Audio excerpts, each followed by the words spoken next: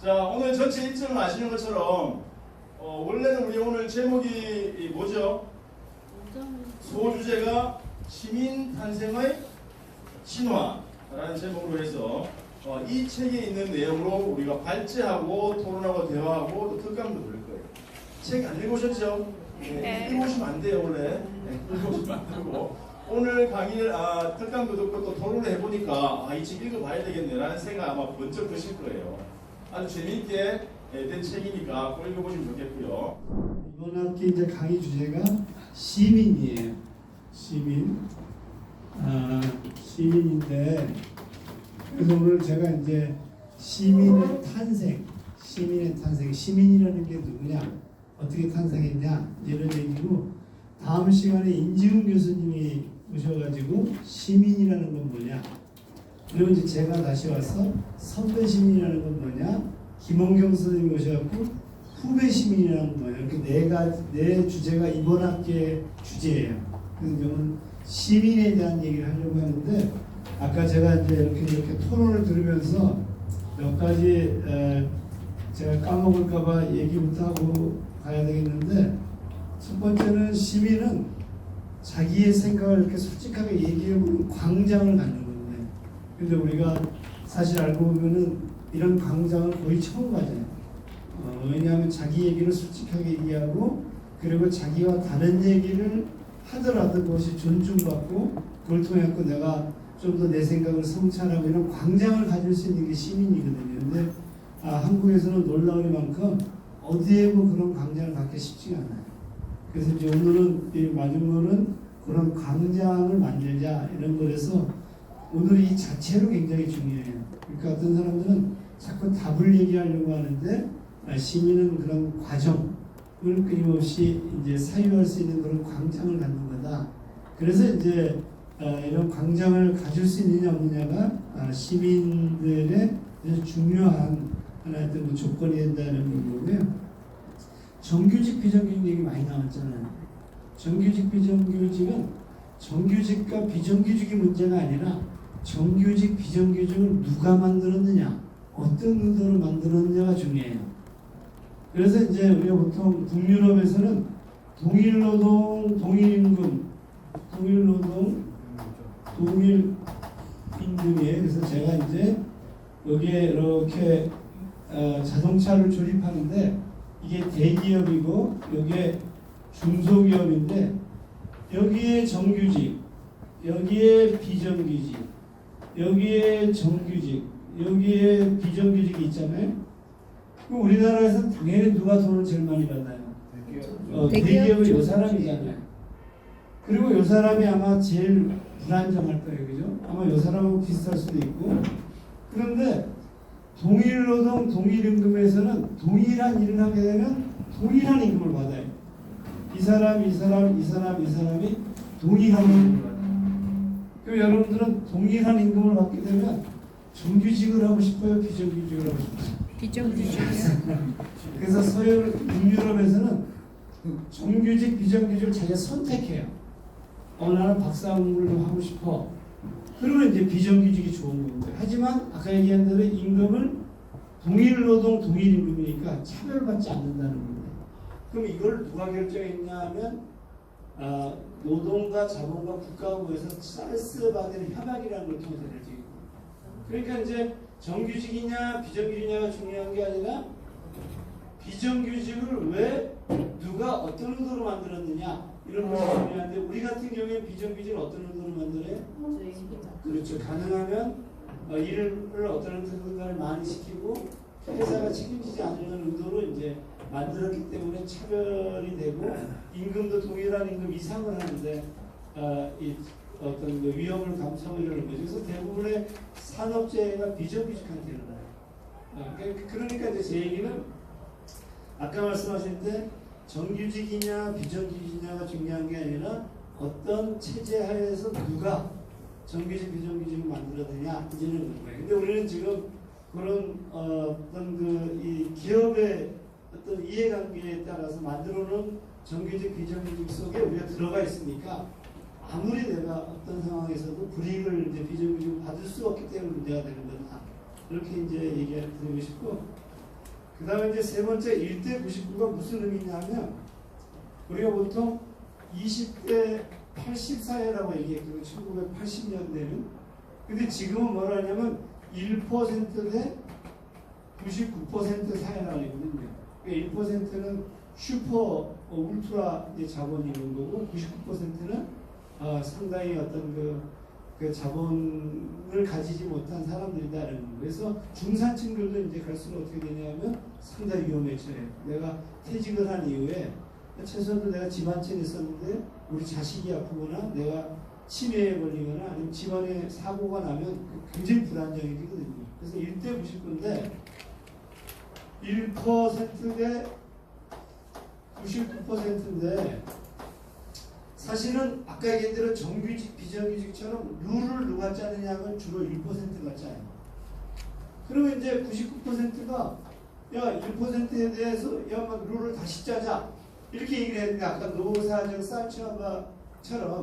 쌀치바의 해방처럼 짜야 되는데 99%가 뭉치지 않고 어떻게 되냐면 다시 1대 99로 분열이 돼요. 근데 이 99가 그러면 이 사람한테 대항해갖고 서로 또다시 협상을 해야 되는데 또다시 1%가 1대 99%가 또다시 1대 99%가 돼요. 그래서 회사로 치게 되면 이 사람이 이사고 이 사람이 부장이고 이 사람이 과장이고 여기 있는 다수의 1%는 이렇게 1대 99%로 뭉칠 생각을 안 하고 요 일이 되려고 그 일을 해요. 그럼 요 일은 어떻게 되려고 해요? 요 일이 되려고 고민해요. 요 99% 경제회복도 어떻게 돼요? 요 일이 되려고. 그러니까 아까 얘기한 대로 99%가 일이랑 협상력을 가지려면 단계를 해야 되는데 99%가 다양한 형태로 또다시 일이 되기 위해서 이제 하게 되더라는 거예요. 그러니까 이제 어찌되었거나 룰은 누가 결국엔 짜게 됐어요? 1%가 짜게 됐고. 그래서 정규직, 비정규직의 룰도 누가 짰냐 하면은 1%가 짰기 때문에 문제인 거지 정규직, 비정규직 자체가 문제가 아니라는 거예요. 무슨 얘기 되죠? 그래서 이제 그런 얘기인 건 거고 아까 장애 얘기해 주셨잖아요. 장애는 이렇게 돼요. 장애는 어떻게 되냐면 자, 이 축은 1대 99의 축이에요. 1대 99. 그런데 이 축은 장애예요. 이게 이제 비장애고 장애예요.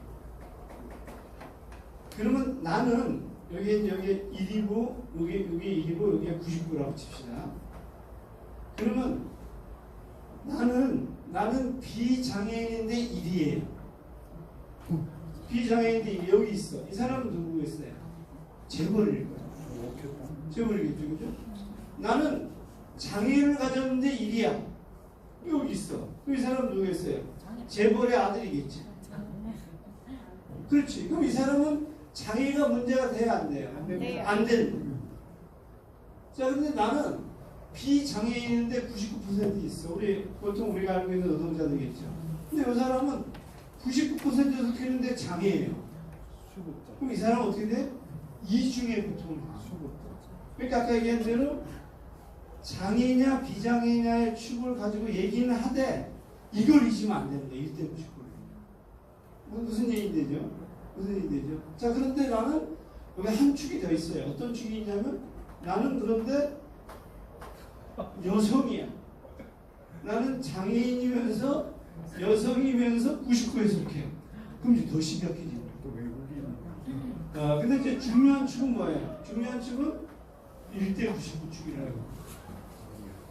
그렇죠? 그래서 이제 아까 얘기한 대로 내가 여성인데 1에 속해. 누구예요? 지금 이부진 같은 사람. 그럼 여성이 문제가 안 되잖아. 그렇죠? 그러니까 여러분들이 이렇게 1대 99의 축을 반드시 기억하고 여성이냐 장애이냐 이렇게 따져봐야 돼. 그래서 그걸 잊으면 안 된다는 거니까 아까 그런 얘기인 건데 그 다음에 이제 이런 건 거예요. 아까 구조 개인 문제. 아니 개인이 비정규직을 선택한 거 아니야? 근데 이렇게 이제 말씀하셨잖아. 그게 이제 어떤 거냐면은 이런 거예요. 자, 우리 학교가 지금 모여가지고 함께 뭘 하냐면 시험 문제를 같이 공부해. 이게 스터디. 그리고 우리 학부들 중에 자기가 공부한 노트도 나눠가져요. 왜 그런지 아세요? 그 하고가 인성이 좋아서 그런 것 같아요. 근데 만약에 상대평가라고 바꿔버리면 지금 절대평가잖아요. 절대 그렇지 않아요. 상대평가라는 건 뭐예요? 제가 A를 받으면 내가 B를 받아야 돼요. 제가 B를 받으면 난 C를 받아야 돼. 이렇게 상대적으로 상층은 1%, 그 다음에 중간층은 뭐 10%, 하층은 몇 %게 나눠놓고 거기다 딱 적용을 하면 절대로 우리 학교처럼 이렇게 같이 공부 안 해요. 지금 일반 대학교 애들이 상대평가 때문에 공부를 안 해요. 자, 그런데 이렇게 구조를 만들어 놓고 너희들이 협력해라. 협력이 안 되는 거예요. 그러니까 우리가 이제 어떻게 생각하냐면, 그랬을 때, 야, 우리는 그런 구조가 아니어야 된다. 구조 자체를 바꾸려야 되는 거예요. 여기서도 보면 동일노동, 동일임금이라는 구조가 들어오면 사람들이 정규직, 비정규직하고 따지지 않아요. 자기 적절하게 가는 겁니다. 그러니까 이제 아까 말씀드린 대로 구조가 어떻든 간에 적응하는 게 문제지 개인의 선택이야. 비정규직도 성공한 비정규직이고 이렇게 얘기하면 그런 사람이 없진 않아요. 그런데 아까 얘기한 대로 일반적으로 보편적으로 그런 사람은 닉비치처럼 장애인이 이렇게 기적을 일으키는 게 거의 없거든요. 그래서 우리가 개인의 선택이 안 중요한 것은 아니지만 구조의 문제들을 끊임없이 고민하면서 개인의 선택을 고민해야 된다 하는 문제예요. 예를 들어서 이제 보세요. 예를 들어서 이제 아까 말씀하실 때 우리 산업화 시대에서는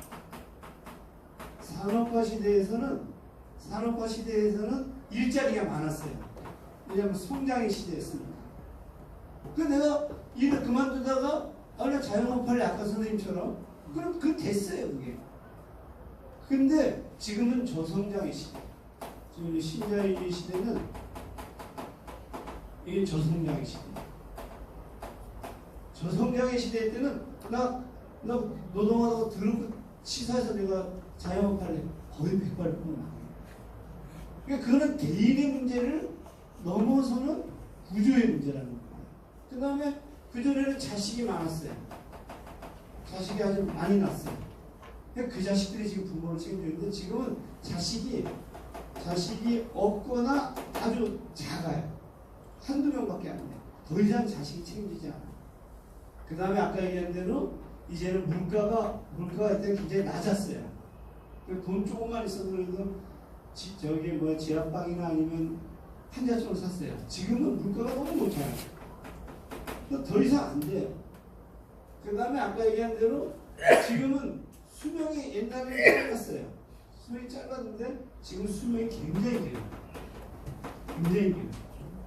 자, 제가 지금 말씀드리고 싶은 것은 이 상황에서는 어떤 착시 현상이 벌어지냐면 노력하면 된다는 착시 현상이 벌어져요. 근데 사실은 노력하면 됐었을 뭐가 있어요? 구조가 있었어요. 노력하면 됐었을 구조가 있었거든요. 지금은 노력해도 안 되는 구조가 있는 거예요. 그러니까 사람들은 이때 자기가 됐다라는 생각 때문에, 왜냐하면 이때는 자기 노력하면 진짜 됐거든. 근데 그것은 뭐 때문에 됐냐면 이런 구조 때문에 성장의 시기였고 애도 많이 낳고 물가도 쌓고 뭐 이런 그런 노인이 50대가 되면 중늙은이 60대가 되면 상늙은이였고 해갑잔치가 있었었고 노인이 오래 안 살았거든요. 근데 지금 이제 구조가 바뀌었어요. 그러니까 사람들은 어떤 착시가 있냐면 옛날에는 너네 노력하면 다 됐잖아 이렇게 얘기했던 착시가 있었는데 그때는 그런 구조가 있었기 때문에 가능했던 거예요. 옛날에는 뭐 이런 얘기 요즘 세대한테 미안하지만 대학생이 되면 공부하는 게 취업이 다 됐어요. 대물을 해도 취업이 됐어요. 대학생이 되면. 왜냐하면 대학생이 한 15%밖에 안 됐어요. 그래서 대학생이 걱정을 안 했어요. 그래서 시험에 들어가고 그냥 그 시험 공부를 등급을 받고 스펙을 쌓으려고 아무도 노력하지 않았어요. 그래도 대학생이라는 이유로, 왜냐하면 일자리가 많았으니까. 그런 구조 속에서는 그런 거. 근데 이 꼰대들은 어떻게 생각하냐면 야 인마 나 대학 때인데 적당히 했어 인마 이렇게 얘기하는 거예요. 지금 완전히 시대가 바뀌었거든요. 그러니까 이제 제가 말씀드리고 싶은 것은 지금은 대학생들이 80~90%가 돼요. 근데 너 대학생인데 뭘 그런 걱정을 해?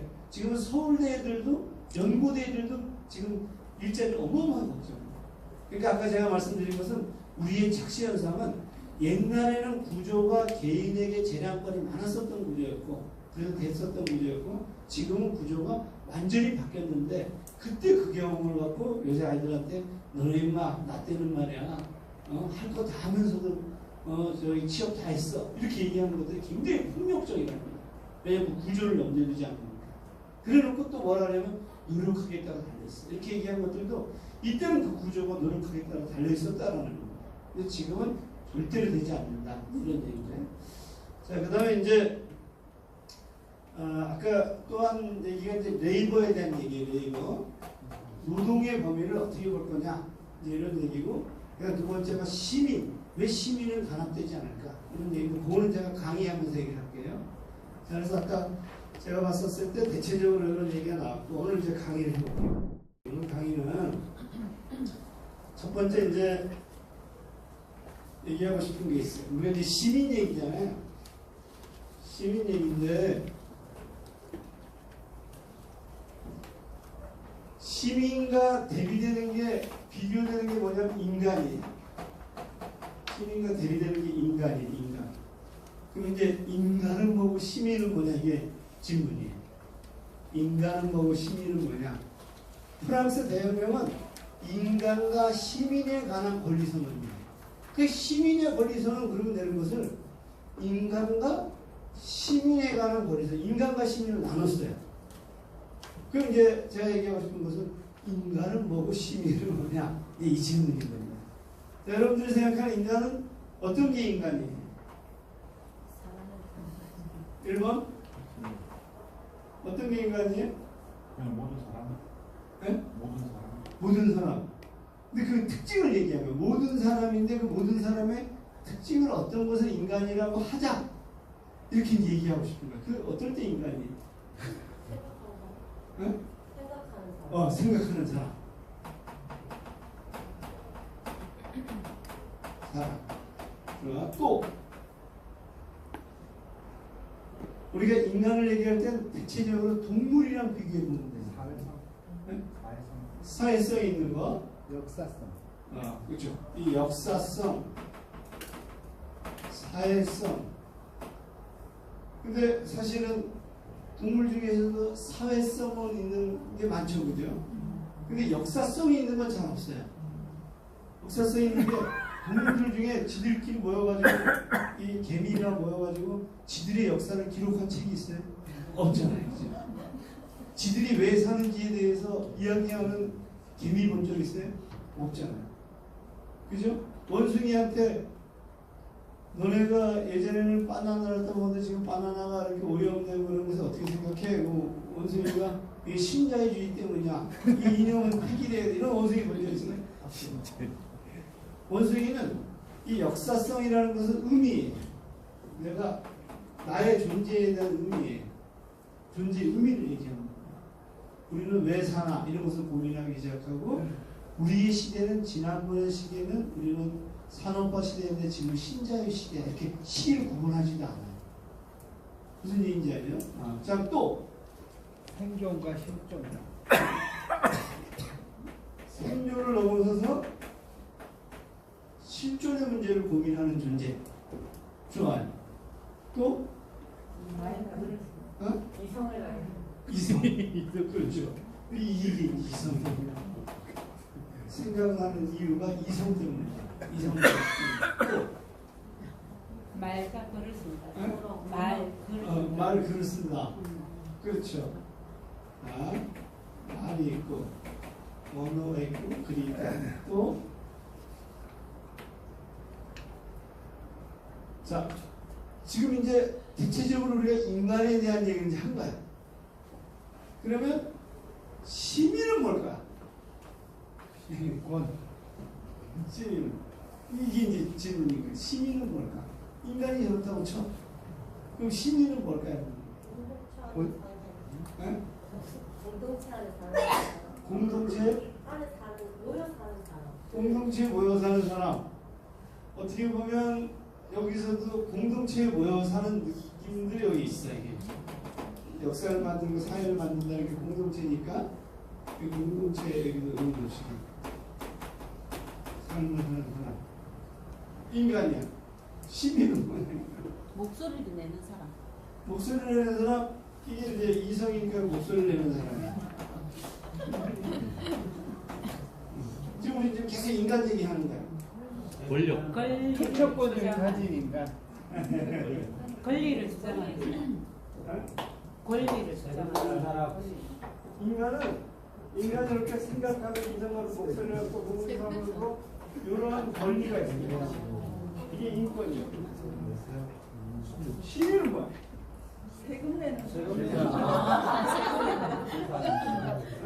정치권을 가진.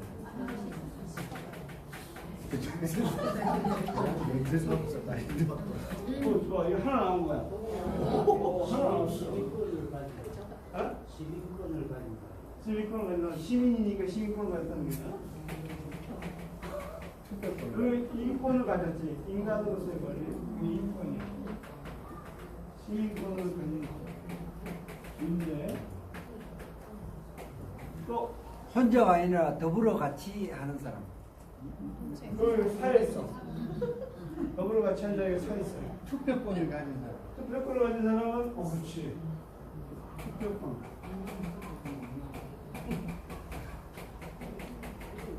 또 나의 권리를 양도하는 공동체. 권리를 양도한 게 아니라 권리를 양도하면 안 되고. 위임이지. 사회계약. 권리 주장. 권리 주장. 사회계약서. 권리와 의무.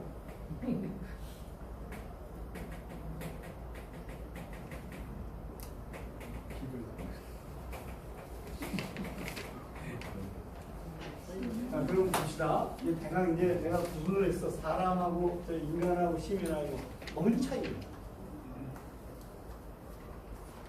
차이. 지역이죠. 네? 지역. 지역.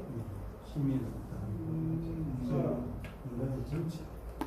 인간이 시민이라는 단체를 만들어가지고 인간이 시민이라는 단체를 만들어 산다. 오케이. 뭐 던져보는 거예요. 정치권을 가진 사람. 정치권을 가진 사람. 뭐 인간하고 시민하고 차이야. 네? 법을 지키는 사람. 법을 지키는 사람. 양쪽 다 법을 지켜야 돼. 인간은 법을 안 지켜? 지배를 당하는 자, 법을 지키는 사람은 같은데 법이 달라. 시민권. 인간의 법은 자연법이야.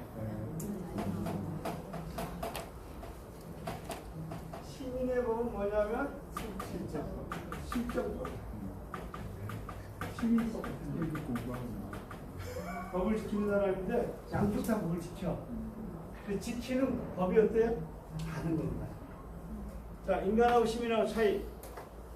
지금 여기 적어놓고 나니까 제가 차이를 어느 정도 이야기하고 막 적은 거야, 지금. 막 하지 않아, 내가. 뭔 차이일 것 같아? 시민하고 인간하고. 이걸 차이를 알아야 돼. 그래서 프랑스 대혁명이 인간과 시민에 관한 권리선언입니다. 인간에 관한 권리선언은 뭐고 시민에 관한 권리선언은 뭘까? 이 차이입니다. 인간은 태어나면 그냥 얻어지는 건데 시민은 싸워서 쟁취한. 그러니까 이거는 인간은 태어날 때부터 천부 인권설이잖아. 태어나면서부터 가진 것이 천부 인권이야. 근데 천부 인권의 권리가 어디에 담겨있냐면 자연법에 담겨 있어요. 근데 시민은 지금 얘기한 대로 시민은 천부 인권의 내용이 뭔데 하고 싸움박질하면서 결정해 가는 거야. 시민은 이해가 돼요? 그러니까 이거는 시민은 뭐냐면 이렇게 결정돼 있지 않았어. 시민은 지금 얘기하는 대로 정치적인 과정, 사회적인 과정들 속에서 이것을 시민이라고 하자 이렇게 결정을 하는 거야. 그래서 이거는 아까 실정법 같은 걸 결정하잖아. 그래서 여기서는 뭐가 들어가냐면 사회 계약 같은 거. 자, 우리 같은 인간이야. 인간은 생각하는 존재와 역사성을 갖고 실존성을 갖고 말도 얻어하는데 그런 인간이 그런 인간이 인간답다는 세상을 만들자. 그래서 인간다운 세상이 뭐지? 해서 모였어. 그래가지고 우리가 투표권을 가진 게 인간답다는 거지.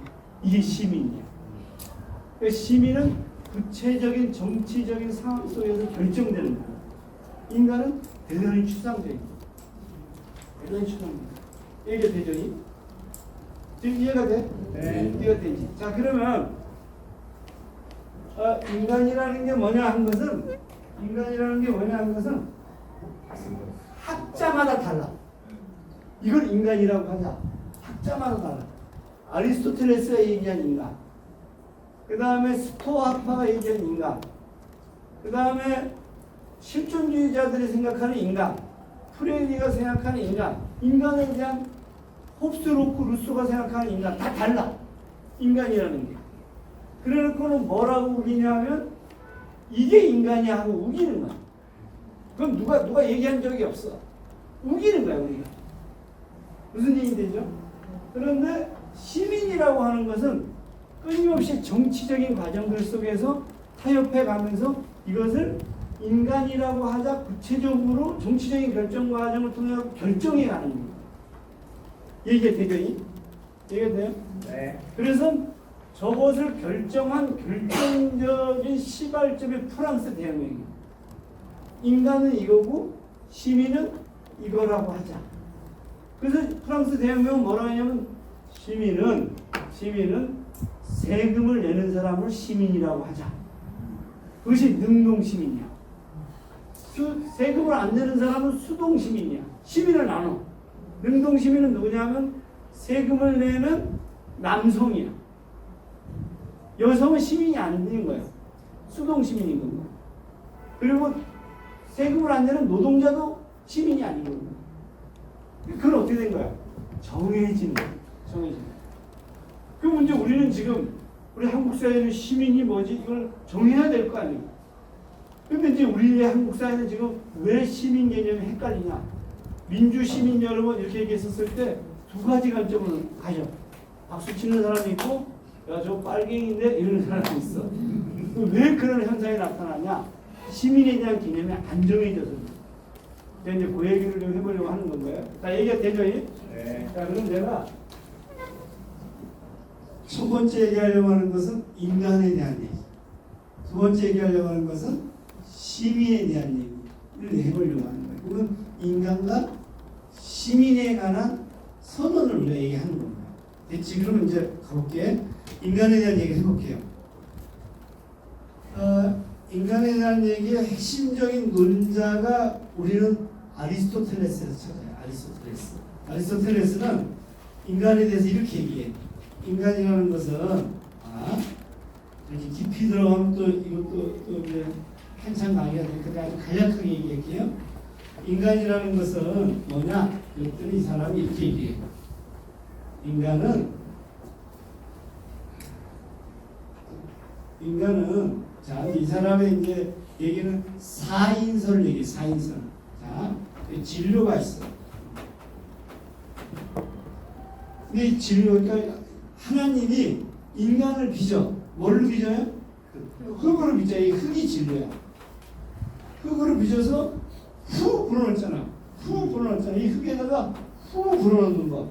이걸 작용인 거예요. 작용인. 이게 진료인이에요. 원인이지. 그럼 후 불어넣는 게 작용이에요. 자, 작용 후 했더니 뭐가 생겨요?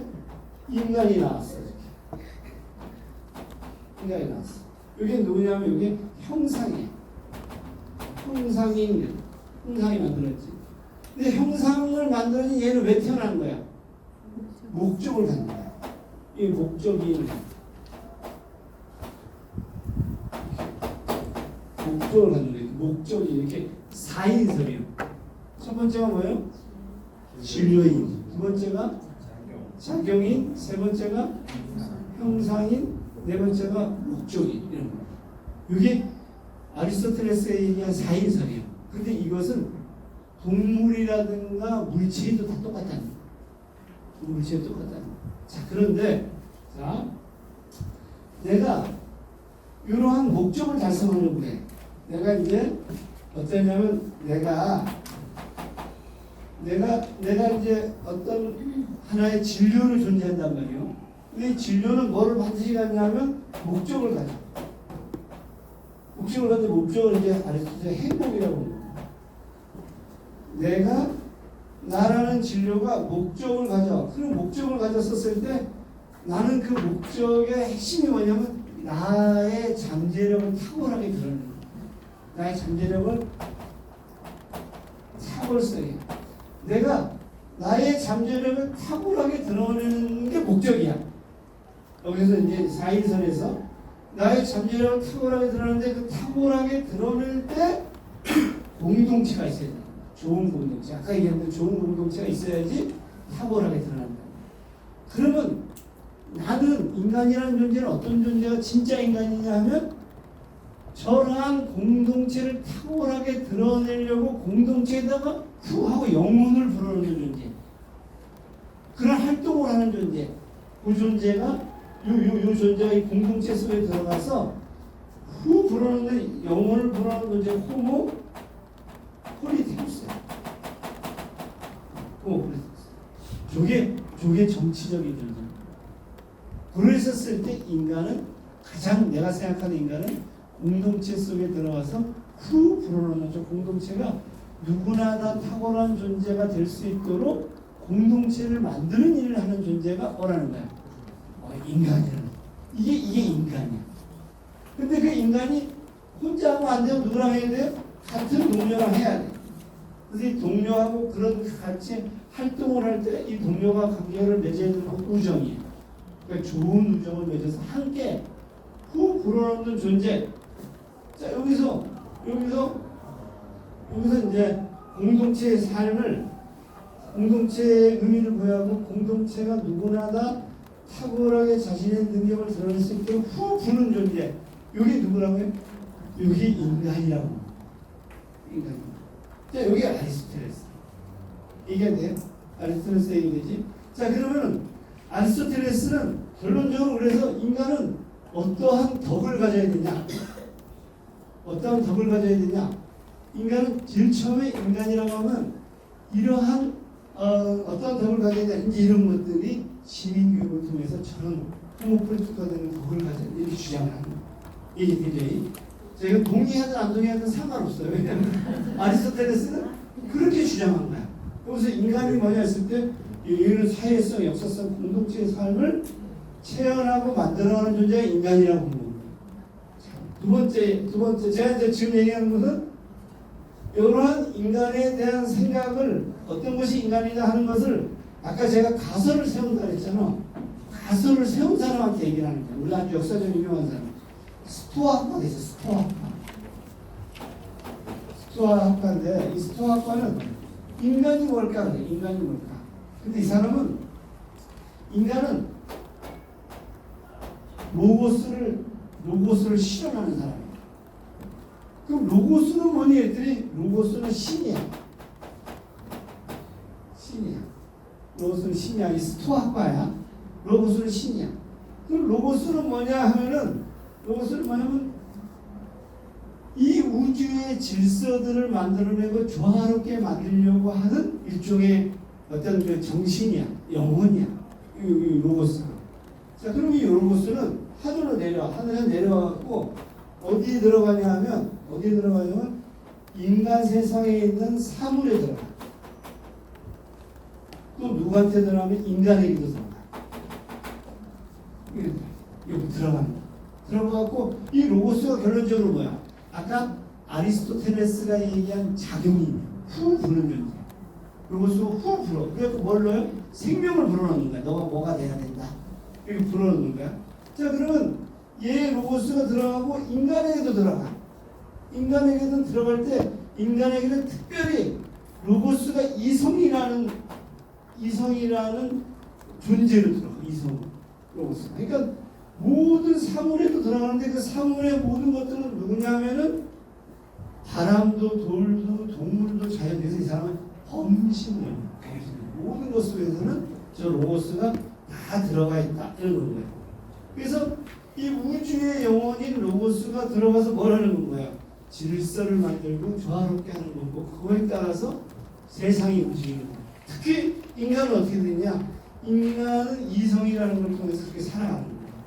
그래서 인간이 가져야 될 이것은 뭐냐면 인간은 뭘 가져야 되냐면 인간은 우주의 원리를 이해하는 겁니다. 우주의 원리를 체득하는 겁니다. 이걸 가지고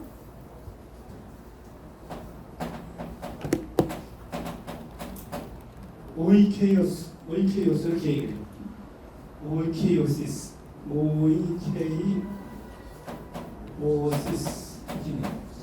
자, 그럼 오이케이오스는 뭐예요? 이런 우주의 원리를 로고스의 원리를 아는 겁니다.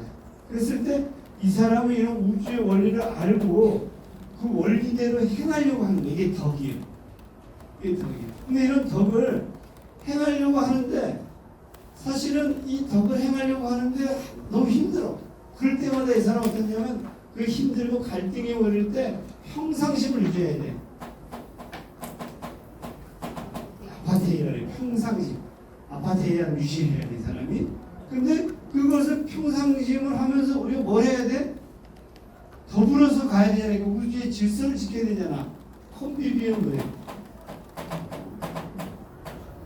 그러니까 인간은 뭐냐? 그럼 이 사람은 아까 얘기한 대로 내가 우주의 원리라는 오이케우스를 내 몸에 체화하고 그리고 어떻게 돼? 평상심을 유지하면서 그러면서 뭘 하는 거예요? 그래서 더불어서 살려고 하는 게 그게 인간이다 이렇게 보는 거예요. 힘들지 않아? 그래서 이 사람들은 금력주의자. 금력주의라는 것은 모든 것들은 하지만 이 사람들은 이러한 인간이 어디에 들어가? 가정에 들어가고 그 다음에 어디에 들어가? 국가에 들어가고 우주에 들어가. 그래서 세계 시민 얘기할 때 스토아과가 이렇게 되는 거예요. 자, 제가 지금 말씀드리고 싶은 것은 내가 인간이야. 그럼 인간이 뭐냐 하는 것들은 누가 정해요? 이렇게 막 정하는 거야. 정하고 믿으면 좋고 안 믿으면 그만이야. 그러니까 여러분들 믿을 거야 안 믿을 거야? 안 믿어요. 믿을지 안 믿을지는 여러분들의 문제야. 현상학에서 인간은 뭐지? 현상학. 여러분들 현상학 하면 이게 어려웠잖아. 현상학은 뭐냐면 모든 존재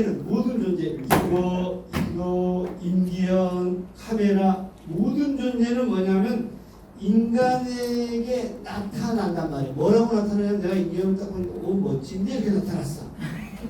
그걸 기술하는 거야. 왜 멋지지? 카메라를 봤더니 와 저거 엄청나게 싼 거 같구나 이런 생각이 있어. 그럼 그걸 내가 기술하는 거야. 근데 어떤 사람은 야 마중물은 저런 차량까지 엄청난 놀라운 조직이 그걸 기술하는 거예요. 현상학이라는 것은 뭐냐면 모든 존재가 인간에게 나타나는 것을 기술하는 학문입니다. 근데 사람마다 똑같아 달라. 다르지. 이게 문제야. 다 다른 거. 다르면 어떤 것이 진실이야?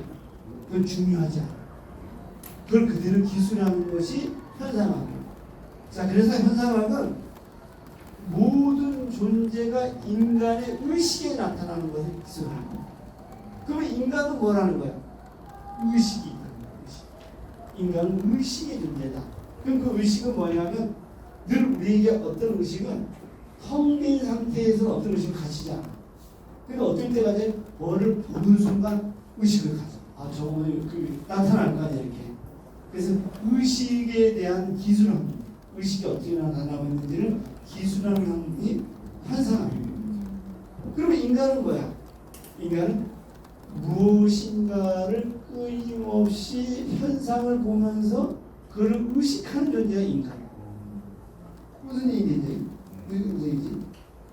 자, 그러니까 자, 인간에 대한 존재가 이제 이런 거 원하는 거야. 자, 됐죠? 자, 그런데 그래서 이제 우리가 인간에 대한 이런 존재를 가지고 있는 자들이 많아. 근데 이제 우리가 이제 지금 가지고 있는 건 뭐냐면 여기까지가 인간이야. 인간은 그러니까 어떻게 보면 되면 인간이라는 구체적인 역사라든가 이런 걸 생각하지 않고 추상적으로 이런 존재 이렇게 얘기하는 게 인간이에요. 자, 그런데 이제 구체적인 인간을 생각하는 사람들이 나타나. 구체적인 사람들을 나타나는데 어떤 생각을 하는 사람이 나타나냐면 자 여기는 인간이 모여 살아. 인간이 모여 살아. 근데 이 인간들 사이에는 별로 교류가 없어. 그냥 그저 열심히 사는 건 거야. 근데 이 인간이 모여 살다가 보니까 자연도 그렇고 자기들끼리 싸울 수도 있고 굉장히 불안한 거야. 그러니까 이 사람들이 그런 싸움을 하기 전에 뭐 하는 건 거야? 모여가지고 사회 계약. 자, 뭐를 방지해? 이런 불안정한 것들을 미연에 방지하려고 하는 겁니다. 방지해가지고 새로운 뭐가 만들어져? 새로운 공동체가 만들어져. 공동체가 만들어질 때 이 공동체 속에서 뭘 하냐면 이 각각의 사람들이 어떠한 권리를 규정하고 어떠한 법을 만들고 어떠한 국가를 만들고 그리고 국가와 법을 만드는 의회를 만들고 이런 것들을 뭐 하는 건가요? 계약을 맺자는 겁니다. 이게 자연 상태야. 자연 상태에서는 이 사람은 뭐야? 인간이야. 사회 상태에서 이 사람은 뭐가 돼? 이게 시민이야. 사회 상태에서 시민이 되는 거야, 이 사람. 그래서 어떻게 되냐면 인간과 시민에 관한 권리를 선언해보자. 이게 프랑스 대혁명. 이해가 돼요? 인간과 시민에 관한 권리를 우리가 선언해보자. 이렇게 주장한 거고요. 그럼 저 시민을 우리가 주장할 때 홉스로 루소가 자연 상태의 인간이 있는데 사회 상태의 인간은 이래야 됩니다 하고 자기들 깐에 딱 자기 가설을 막 던지는 겁니다.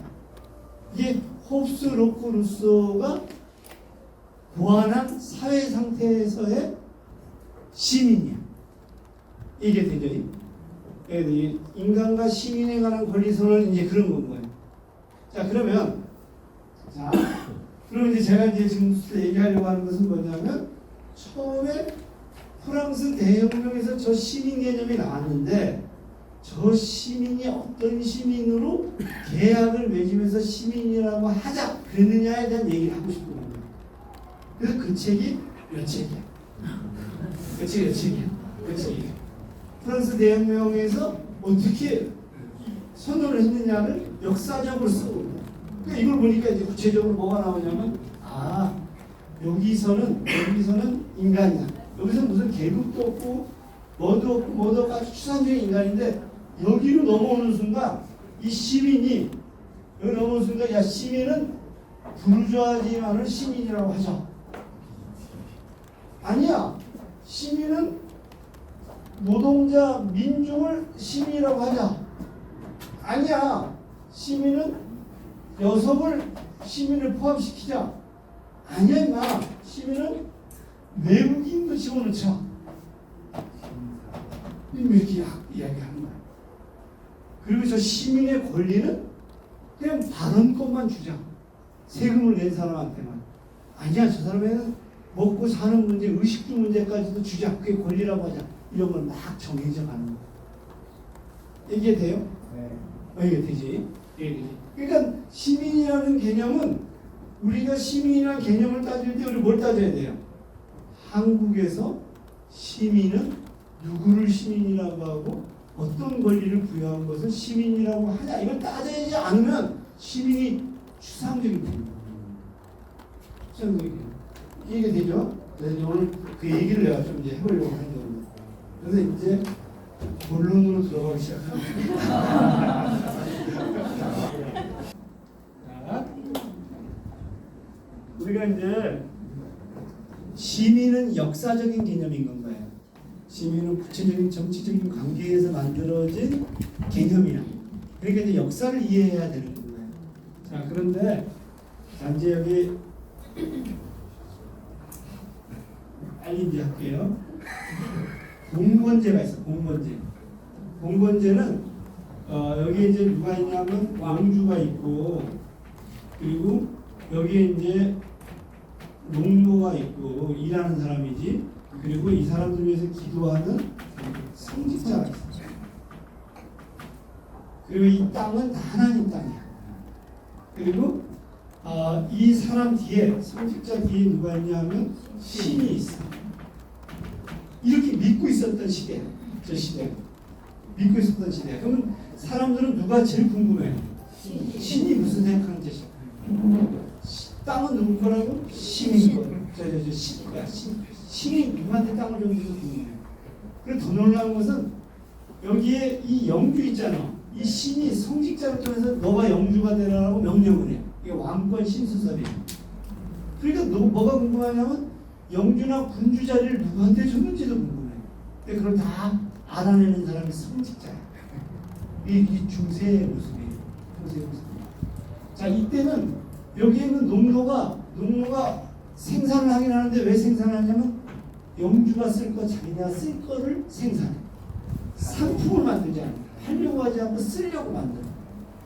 자, 그런데 여기에 이상한 놈들이 나타나는 거야. 여기에 빈자리에 이상한 놈들이 나타나. 그 이상한 놈들은 어떤 놈들이냐면 물건을 만드는데 팔려고 만들어. 쓰려고 만들죠. 그리고 저 사람들은 중세 때는 부자가 천국에 가는 것은 낙타가 바늘길로 들어가는 것보다 어려운데 이 친구들은 돈을 축적하려고 노력을 해요. 그래놓고는 이 영주들이 공격을 할까봐 이 자들은 성을 쌓아. 성이 부르고예요. 그리고 그 속에 이 사람 부르고 안에 사는 사람들, 성 속에 사는 사람들, 이게 부르주아. 이게 부르주아죠. 부르주아. 지금으로 치면 자본가가 나타나는 거예요. 근데 저자들은 완전히 새로운 존재. 여기가 존재하지 않았던, 인류에서 존재하지 않았던 새로운 관념과 새로운 생각과 새로운 행동과 새로운 목표를 가진 자들이 나타난 겁니다. 저 사람들은 뭘 하려고 물건을 만드래? 하려고. 그 사람들이 나타났어. 자, 나타났는데 문제는 뭐냐면 이 사람들이 물건을 팔면서 돈을 모아. 중세에 있는 영주들은 쓰려고만 하니까 발전이 없었어. 성장도 안 해. 근데 얘들이 파는 것 중에 가장 잘 팔리는 게 뭐냐면 모직이에요. 모직의 원료가 양이에요. 그래서 이 사람들이 양을 가지고 만드니까 여기 있는 영주가 어떤 생각이냐면 농노를 다 내쫓아버리고 거기서 양을 키워. 근데 내 땅이니까 모두 나가. 이건 하나님 땅이 아니야. 내 땅이야. 나가. 이런 것이 인클로저 운동이에요. 인클로저. 그래서 첫 번째 부르주아지들의 생각을 가진 중세의 생각을 가지고 있는데 이런 중세의 부르주아지들의 생각과 비슷한 생각을 이제 영주가 가지게 돼요. 영주가 가지게 되는 결정적인 요인이 인클로저입니다. 내 땅이 뭐냐. 그리고 무슨 개념인지 생각해? 내 땅이라는 개념이 생겨요. 내 땅이라는 개념이 생겨요. 그게 있죠. 자, 그래서 얘들이 이제 점점 커져요. 커지는데 문제가 있어. 얘들이 땅을 해서 자기네가 물건을 모직을 가지고 만들었단 말이야. 캐시미어를 만들었어. 그리고 여기다 팔아야 될 거 아니야. 여기다가 이렇게 팔아야 될 거 아니야. 여기다가 저쪽에 있는 데 가서 또 팔아야 되고. 근데 팔려고 했더니 영주 이 자식들이 갈 때마다 세금을 내라. 나인강변을 따라가지고 물건을 팔러 가는데 기록에 의하면 거의 한 20번 이상의 세금을 내라. 얘들이 열받은 거야. 열받아가지고 어떻게 했냐면 여기 영주를 형식상 명목상 다스리고 있는 게 군주예요. 근데 얘는 명목상 군주예요. 쟤한테 돈을 싸들고 와서 돈을 많으니까 싸들고 들어가서 너 통일 좀 시켜줘라 이렇게 얘기해요. 군주가 그 돈을 받고 제일 첫 번째 뭐 했냐면 첫 번째 군대를 만들어. 상비 돈이 많으니까. 그전에는 다 용병이었잖아. 발탄이나 이래서 다 용병이고. 두 번째는 뭘 만드냐면 공무원을 만들어. 공무원과 군대가 만들어진 게 이게 근대국가의 탄생이에요. 그래서 이 사람이 절대군주가 돼요. 절대군주가 됐으면 얘들이 어떻게 해야 되냐면 쟤한테 세금을 안 걷어야 되잖아. 자기한테 돈을 줘서 통일이 됐으니까 세금을 더 걷어. 용기 때보다. 왜 더 걷었냐면 기종 먹여 살려야지 자기 친구들. 성직자 먹여 살려. 성직자 다 자기 친구들이야. 친척들이야. 거기다 군대 운영해야지. 공무원 운영해야 돼. 돈을 더 얻어. 그래서 부르주아지들이 열받은 거야. 열받은 거야. 그래서 이제 그런데 그러는 사이에 저쪽에 미국의 독립운동이 벌어지니까 프랑스가 영국을 견제한다고 미국의 독립운동을 지어서 돈이 떨어졌을 거 아니에요. 돈을 거두기 위해서 부르주아지들을 불러가지고 돈을 걷는 얘기를 하려고 불렀는데 이 자식들이 부르는 데는 가지 않고 테니스 코트에 모여가지고 우리가 세계의 중심이다. 우리가 모든 것들을 생산하는데 왜 우리한테 저 자식들이 돈을 달라고 하냐? 저 왕의 목을 따자. 그게 프랑스 대항이에요. 자, 그러면 얘들은 제일 첫 번째 인클로저 운동을 통해서 경제적 주체가 돼요. 두 번째 뭘 해요? 프랑스 대혁명을 통해서 정치적 주체가. 요게 챕터 1이 경제적 주체가 되는 얘기예요. 챕터 2가 정치적 주체가 어떻게 되는지 얘기하는 겁니다. 요 책이. 자, 얘들이 경제적 주체, 정치적 주체가 되는데 그 텍스트가 홉스, 로크, 루소의 사역이 하는 거예요. 그래서 의회를 만들죠. 그 의회의 주체가 누구예요? 부르주아지. 투표권을 가지고 저걸 만들어야 되냐? 투표권을 가질 수 있는 사람이 누구야? 세금을 내는 사람들이야. 그게 부르주아지. 그러니까 한마디로 얘기하면 그 당시의 시민은 부르주아지입니다. 그래서 당시에 세금을 내고 투표할 사람 손들어드리면 5%밖에 다 부르주아지. 자, 이게 되죠? 네, 되죠? 그렇게 해서 부르주아지들이 이제 시민이 되고 이들이 자기네들의 이 생산권을 지키고 재산을 지키고 이러려고 한 것이 인간과 시민에 관한 권리선 프랑스 대혁명의 선언문. 그러나서 거기서 17조에 보면 재산권은 절대 신성 불가침한다. 절대 못 건드리게 하는 겁니다. 자, 그러면 얘들이 가장 큰 문제가 뭐예요? 나는 이제 정치적으로도 주체가 되고 경제적으로도 주체가 됐어. 권력으로. 세속 권력도 애들이 가졌어. 결정적인 것은 시민들의 눈이 그 당시에 이 사람들에 대한 시선이 곱지가 않아. 왜냐하면 부자가 청구하는데 낙타가 바늘귀로 들어가는 것보다 어려운 일을 했잖아. 이 애들이 내가 정당하다는 얘기를 해줘야 돼. 세 번째가 내가 굉장히 정당한 존재다. 그러니까 정당성을 가져야 된다. 얘들의 존재에 대해서. 옛날에는 얘들은 천국에도 못 갔단 말이야. 이렇게 돈만 밝히고. 그래서 나온 얘기가 이기적인 착한 사람이야. 우리는 이기적인 것처럼 보이면 착한 사람이다. 요게 요 책의 제목이에요. 왜 그렇게 보이느냐? 제가 여기서 생수를 가지고 물을 만들었어.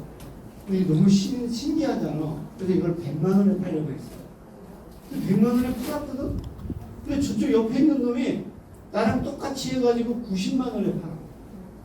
그러니까 내가 저 자식 줘. 그리고 나는 80만 원에 다시 내놨어. 근데 저 자식 50만 원에 내놨어. 3자가 나타나도 어떻게 되냐면 20만 원에 내놨어. 막 내놓던 다음에 1,000원이 됐어. 자, 그러면 나는 저것이 1,000원이 된 이유는 뭐예요? 1,000원이 된 이유는 내가 돈을 벌려는 이기심 때문이잖아. 근데 저것이 1,000원이 됐기 때문에 누구한테 유리해? 시민들이 1,000원에 사. 그러니까 시민들이 좋잖아. 나는 이기적인 것 같지만 사실은 사회적으로 착한 일을 하는 겁니다. 이게 이기적인 착한 사람이 자기네들의 주장이죠. 얘기해도 네. 이게 이기적인 착한 사람의 선생님. 그러니까 자기네들은 이렇게 얘기를 해. 우리 시민들이, 우리 사람들이 잘 먹고 잘 사는 것은 우리들의 이타성 덕분이 아니라 이기심 때문이다. 돈을 많이 벌려고 시장에 나가서 경쟁하려고 하는 이유 때문에 우리가 싼 가격에 좋은 제품을 잘 먹고 잘 산다. 이게 이 사람들의 뭐예요? 그 사람들의 정당성이에요. 3장에 나와요. 3장에서 그래서 이게 아담 스미스라든가 이런 철학자들이 다 얘기를 해줘요. 그리고 제일 중요한 게 뭐예요? 그것이 가능하려면 시장이 있어야 된다. 그래서 시장은 누가 권력을 안 잡았는데 교황이라든가 대통령 권력을 안 잡았는데도 불구하고 무정부 상태인데 질서를 지켜라. 시장에 대한 어마어마한 예찬을 해요. 그게 지금 신자예요. 시장이 나오거나 있잖아. 그래서 이 3장입니다. 4장에서는 결과적으로 이렇게 했더니 너무나도 불평등이 심했고 노동자들이 저항을 해야 되잖아. 저항을 안 해. 오히려 적응만 하려고 한다. 저항해야 된다. 왜 그런가? 이런 얘기가 4, 5장입니다. 그리고 6장은 어떻게 하면 또 우리는 여기서 8장이 이제 6장. 자, 그러면 제 얘기는 뭐냐면 요렇게 탄생한 얘들이 시민이야.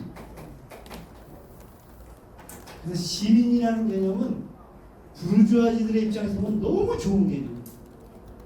근데 쌍길로또들 소위 얘기하는 노동자 계급에서 봤을 때는 여성들이 봤을 때는 저거는 지들만의 리더. 그래서 노동자들은 뭘 하기 시작하냐면 우리에게도 투표권은 달라. 이게 차티즘 운동이에요. 차티 1830년대. 그래서 남성 노동자들이 가졌어. 그 여성들이 왜 우리는 안 주냐 하여튼 1920, 30년대를 거치면서 시민이 범위가 확장이 되는 거예요. 자, 됐죠? 네. 두 번째, 그럼 시민의 권리는 뭐니? 그랬더니 저기 있는 부르주아지들은 그래, 그럼 누구나 다 이 땅에 소속돼 있으면 다 권리를 주자. 근데 그 권리는 뭐만 주자는 거예요? 투표권만 주자. 투표권만 주자. 이게 자유권적 인권이야. 이게 시민권에서 자유권이야. 그런데 투표권을 줬더니 노동자들은 생각도 못하고 투표권에도 못 나가. 왜냐면 일하느라고. 그리고 일하느라고 여기 책도 못 읽고 그래. 결론적으로 노동자들의 일을 줄여주고 먹을 것을 최소한 해결해 줘야지만이 자유롭게 말하지 않겠느냐. 그래서 그 다음에 노동자들은 우리에게 뭘 달라? 사회권을 달라. 배고프지 않게 달라. 그리고 우리에게 교육할 수 있는 무상으로 교육받을 거라고 아프면 병원에 가는 건 달라. 이렇게 하고 그게 사회권. 자, 그래서 시민의 범위가 어떻게 돼요? 계속 확장이. 이게 됐죠? 자, 우리가 짧게 얘기한 거예요. 한국 얘기야. 한국 얘기. 한국 얘기는 한국에 있어서는 시민이라는 말이 있어. 시민이라는 말. 한국에 있어서 시민이라는 말이 우리는 어떻게 통용되냐면 서울특별시 시민이야. 주민이랑 비슷해. 서울특별시 시민이지. 이걸 시민이라고 봐. 그래서 정치인들이 시민 여러분 했을 때 그 시민은 서울특별시에 거주하고 있는 여러분 이런 거야. 근데 우리가 쓰는 시민은 어떤 시민이야? 이런 시민이야. 사회권까지 가지고 있는 민달팽이조차도 그러한 배고프지 않는 권리를 가진 시민. 그러니까 우리가 시민들의 우정의 공동체에서 그 시민은 그 시민인 거야. 그러니까 우리 한국의 보수적인 정치인들이 시민 쓸 때는 부천시 시민들 이렇게 할 때 시민을 써. 그리고 우리와 같은 시민을 쓸 때는 빨갱이를 그 시민에 대한 개념이 완전히 다릅니다. 그럼 우리가 민중이라는 개념이 있잖아요. 민중이라는 개념은 뭐냐면 운동권들을 주로 써요. 민중은 억눌린 자들, 도시 민민들 이렇게 이제 써버린 거야. 이걸 민중이라는 말. 그리고 이제 또 다시 보수주의는 민중이라는 말을 굉장히 싫어해. 인민이라는 말 있잖아요. 인민. 그래서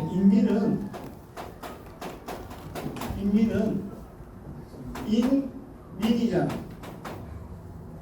여기서 인은 프랑스 대혁명의 인간이야. 그리고 민은 프랑스 대혁명의 시민이야. 그러니까 인민이 굉장히 정확한 말이야. 굉장히 정확한 말. 근데 문제는 뭐야? 이 인민이라는 말을 북한이 쓰는 게 뭐야? 그래서 못 쓰는 거야 우리가. 인민주권 이런 말 얘기 들어봤잖아. 인민주권을 쓰잖아. 근데 그게 남아있는 거야 그게. 그걸 어떻게 안 건들고 남아있는 거야. 라임이 맞으니까. 그래서 원래는 인민이라는 말이 프랑스 대혁명이 인간과 시민에 관한 권리선에서 인민이 딱 맞는 거야. 근데 못 써. 못 쓴 건 이유가 딱 하나야. 북한이 자꾸 써서 문제가 되는 거야. 무슨 얘기인지. 그래서 학계에서는 인문을 쓰는 사람들이 많아. 학계에서. 정치인들은 절대 안 쓰고 일반 시민들은 뭘 쓰면 어떻게 돼? 굉장히 두려워. 자, 그러면은 마중물은 그리고 우리 학교는 무슨 말을 써야지 저항도 없으면서 가장 보편적일까? 인민 못 쓰잖아. 민중고 쓰잖아. 시민이 그런 대로 접근하는 거야. 근데 시민이 접근대로 시민의 내용을 어디까지로 시민으로 할 것이냐. 저는 아까 얘기했는데 시민이라고 역사적으로 이거냐 자유권을 갖는 거냐 사회권을 갖는 거냐 뭐를 갖는 거냐 정치권을 갖는 거냐 이런 것에 대한 논쟁이 있잖아. 그래서 이제 어떻게 되냐면 저희는 모호하게 시민을 씁니다. 모호하게. 그래서 제가 시민을 쓰면 사람들은 각자에 따라서 시민은 이런 건 거라고 생각하는 겁니다. 그런데 명확하게 이제 인민, 민중 이런 걸 쓰게 되면 사람들은 당장 이 색안경이 있습니다. 빨리 얘기 되는 거예요. 근데 사실은 그런 우리가 역사적인 개념도 있다. 그리고 우리가 한국에서 쓰는 시민은 프랑스 대혁명부터 서유럽에 썼던 시민과 완전히 다른 개념에서 시민이 장착됐다. 그래서 지금 현재 저걸 갖고 우리 현재 있는 우리 여기 길거리 다니는 사람들은 뭐라고 우리가 규정하는 용어가 굉장히 모호하다. 그래서 제가 이제 시민이라는 말을 쓰면 좌파들은 저한테 뭐라 그러냐면 왜 그렇게 이렇게 온건한 용어를 쓰냐 이렇게 하고 시민이라는 말 쓰고 우파들은 뭐라 해요 왜 이렇게 급진적 용어를 쓰냐 이렇게 얘기해요. 그러니까 우리는 그 시민이라는 개념어 자체가 아직 논쟁이 안 돼요. 자 그런데 확실한 것은 오늘 얘기가 첫 번째가 시민에 대한 신화야. 시민에 대한 신화. 시민이라는 것이 좋다라고 얘기하는 사람은 그런대로 신화가 있고 나쁘다라고 얘기하는 사람은 그런대로 신화가 있는데 정확한 개념은 인간과 대비해서 역사적인 개념이고 정치적인 개념이다. 그리고 우리가 시민이라는 말을 어떻게 이해해야 할지는 이런 맥락들 속에서 이해해야 된다. 이런 얘기. 자 질문 있습니까? 너무나 3분, 2분 남았어. 4분에 끝난다는 얘기야. 발제자 2분, 박수 한번 쳐주세요.